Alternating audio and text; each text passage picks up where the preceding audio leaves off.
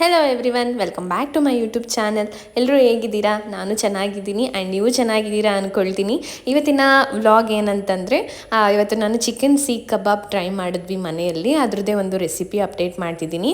ನಮಗಿಲ್ಲಿ ಚಿಕನ್ ಸೀಖ್ ಕಬಾಬ್ ಮಾಡೋಕ್ಕೆ ಬೇಕಾಗಿರೋ ಐಟಮ್ಸ್ ಬಂದು ನಾನಿಲ್ಲಿ 250 ಗ್ರಾಮ್ ಚಿಕನ್ ತೊಗೊಂಡಿದ್ದೀನಿ. ಪ್ಲಸ್ ಅದಕ್ಕೆ ಒಂದು 4 ಮೆಣಸಿನ್ಕಾಯಿ ಮತ್ತು ಅರ್ಧ ಈರುಳ್ಳಿ ಮತ್ತು ಗರಂ ಮಸಾಲ, ಮೆಣಸಿನ್ಕಾಯಿ ಪೌಡರ್, ಚಕ್ಕೆ ಪೌಡರ್, ಉಪ್ಪು ಮತ್ತು ನಿಮ್ಗೆ ಏನಾದರೂ ಎಕ್ಸ್ಟ್ರಾ ಸ್ಪೈಸಿ ಮಸಾಲ ಬೇಕಂದರೆ ನೀವು ಆ್ಯಡ್ ಮಾಡ್ಕೊಳ್ಬೋದು. ಮತ್ತು ನಾವು ಕಲರ್ ಏನೂ ಆ್ಯಡ್ ಮಾಡಿಲ್ಲ. ನಿಮಗೆ ಕಲರ್ ಬೇಕು ಅಂದರೂ ಕೂಡ ನೀವು ಆ್ಯಡ್ ಮಾಡ್ಕೊಳ್ಳಿ. ನಾವು ನ್ಯಾಚುರಲ್ಲಾಗಿ ಇದೆ, ಸ್ವಲ್ಪ ಟರ್ಮರಿಕ್ ಹಾಕಿದ್ದೀವಿ, ಅದೇ ಸ್ವಲ್ಪ ಕಲರ್ ಇದೆ ಅಷ್ಟೇ. ಇದೆಲ್ಲ ಹಾಕ್ಕೊಂಡು ನೀವು ಒಂದ್ಸರಿ ರುಬ್ಕೊಂಡ್ರೆ ಇನ್ನು ಕನ್ಸಿಸ್ಟೆನ್ಸಿ ಚೆನ್ನಾಗಿರುತ್ತೆ ಸೀಖ್ ಕಬಾಬ್ ಮಾಡೋದಕ್ಕೆ. ಇದೆಲ್ಲ ರುಬ್ಕೊಂಡು ಒಂದು 10 to 15 ಮಿನಿಟ್ಸ್ ನೀವು ಅದನ್ನು ಮ್ಯಾರಿನೇಟ್ ಆಗೋಗಿ ಬಿಟ್ಬಿಡಬೇಕು. ಅದಾದಮೇಲೆ ಸ್ವಲ್ಪ ಒಂದು 1 ಸ್ಪೂನ್ ಆಯಿಲ್ ಮಿಕ್ಸ್ ಮಾಡ್ಕೊಳ್ಳಿ. ನಾನು ಅದೊಂದು ವಿಡಿಯೋ ಮಾಡೋಕ್ಕಾಗಿಲ್ಲ. ಈ ಕಬಾಬ್ ಮಾಡೋದಕ್ಕೆ ನಿಮ್ಗೆ ಈ ಥರ ಸ್ಟಿಕ್ ಯೂಸ್ ಮಾಡಬೇಕಾಗತ್ತೆ. ಅದಕ್ಕೆ ಜಸ್ಟು ಈ ಥರ ಒಂದು ಸೀಖ್ ಕಬಾಬ್ ಶೇಪ್ನ ಕೊಟ್ಟು ಅದು ಮಿದಿಸಿ ಇಟ್ಬಿಟ್ರೆ ಕಬಾಬ್ ಮಾಡೋದಕ್ಕೆ ಈಸಿಯಾಗಿರುತ್ತೆ.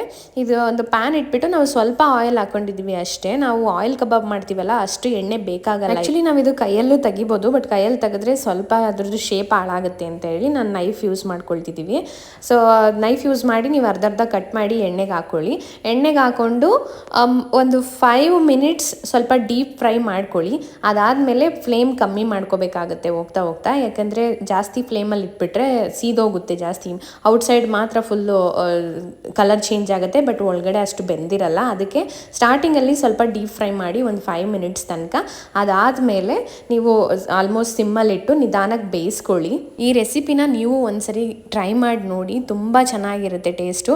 ಇದೇನಂದರೆ ನಾವು ಒಂದ್ಸರಿ ಬೆಂಗಳೂರಲ್ಲಿ ಶಿವಾಜಿನಗರಲ್ಲಿ ತಾಜ್ ಹೋಟೆಲ್ ಇದೆ, ಏನೋ ಶಿವಾಜಿನಗರ ಶಾಪಿಂಗ್ ಹೋದಾಗ ಅಲ್ಲಿ ಹೋಗಿ ಊಟ ಮಾಡಿದಾಗ ಸೀಖ್ ಕಬಾಬ್ ಅಂತ ಹೇಳಿತ್ತು. ಅದೇ ಫಸ್ಟ್ ನನಗೆ ಈ ಮೆನು ಗೊತ್ತಾಗಿದ್ದು. ಆವಾಗ ಆರ್ಡ್ರ್ ಮಾಡಿದ್ವಿ.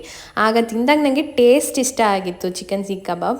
ಸೊ ಅದಕ್ಕೆ ನಾವು ಮನೇಲಿ ಏನಕ್ಕೆ ಟ್ರೈ ಮಾಡಬಾರ್ದು ಅಂತ, ಇದು ಆಲ್ರೆಡಿ ನಾವು 3rd ಟೈಮ್ ಅಥವಾ 4th ಟೈಮ್ ಮಾಡ್ತಿರೋದು. ಸೊ ಆವಾಗಿಂದ ನನಗೆ ಇದೊಂಥರ ಫೇವ್ರೆಟ್ ಡಿಶ್ ಆಗಿದೆ.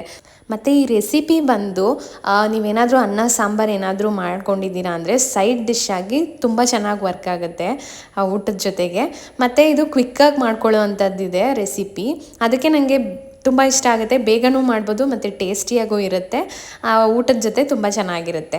ಸೊ ಫೈನಲಿ ಔಟ್ಲುಕ್ ಇದಾಗಿತ್ತು ಚಿಕನ್ ಸೀಖ್ ಕಬಾಬ್ ಮನೇಲೇ ಟ್ರೈ ಮಾಡಿರೋದು. ಆ್ಯಕ್ಚುಲಿ ಇದು ಸ್ಟಿಕ್ಕಲ್ಲೇ ಬೇಯಿಸ್ತಾರೆ ಹೋಟೆಲ್ಗಳಲ್ಲಿ. ನಾವು ನೈಟ್ ಟೈಮ್ ರೈಸ್ ತಿನ್ನಲ್ಲ, ಅದಕ್ಕೆ ಚಪಾತಿ ಮಾಡ್ಕೊಳ್ತಿದ್ವಿ, ಜೊತೆಗೆ ದಾಲ್ ಮಾಡ್ಕೊಂಡಿದ್ವಿ.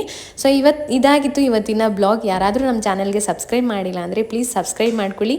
ಇದೇ ಥರ ಶಾರ್ಟ್ ಆ್ಯಂಡ್ ಸ್ವೀಟ್ ಬ್ಲಾಗ್ ಅವಾಗವಾಗ ಬರ್ತಿರುತ್ತೆ. ರೆಸಿಪಿದೇ ಆಗಲಿ, ನನ್ನ ಡೇ ಬ್ಲಾಗ್ ಆಗಲಿ. ಸೊ ಇಲ್ಲಿ ತನಕ ನೋಡಿದ್ದಕ್ಕೆ ಎಲ್ರಿಗೂ thanks and subscribe my channel. Bye bye.